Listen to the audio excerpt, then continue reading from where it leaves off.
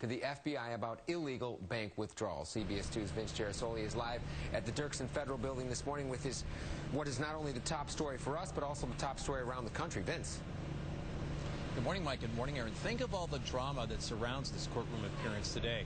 Once one of the most powerful politicians in the nation, former U.S. Speaker of the House, Dennis Hastert, will be entering the court, checking that political cloud at the door, and entering his plea for the federal charges that have been leveled against him. In their indictment, prosecutors say Hastert made roughly half of an intended $3.5 million in payments to someone only identified as Individual A.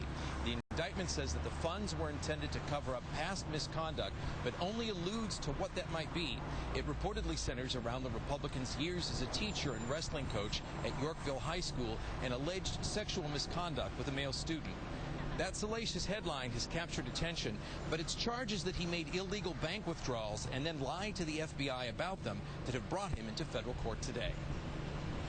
It's unprecedented because everybody is concentrating on the sexual abuse side of it, and frankly, that's irrelevant with the charges.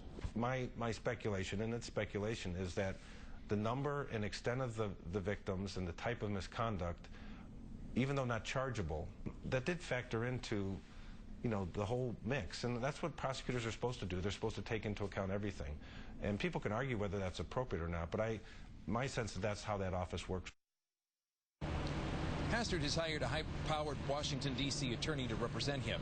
The attorney's name is Thomas Green, who specializes in white-collar crimes and is a veteran of numerous high-profile cases. Now, Hastert's time in court will be relatively brief today. He'll enter his plea. He'll be processed by U.S. Marshals and then released of his own recognizance.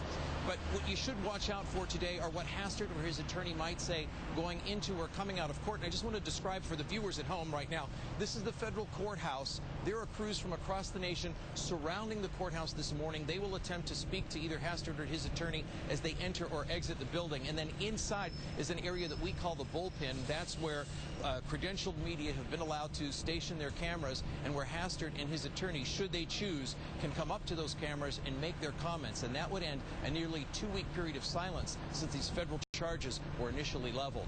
This all starts at 2 o'clock today, and we'll bring you complete details. Till then, reporting live from the Loop, I'm Vince Gerasoli, CBS 2 News. All right, Vince, thanks a lot.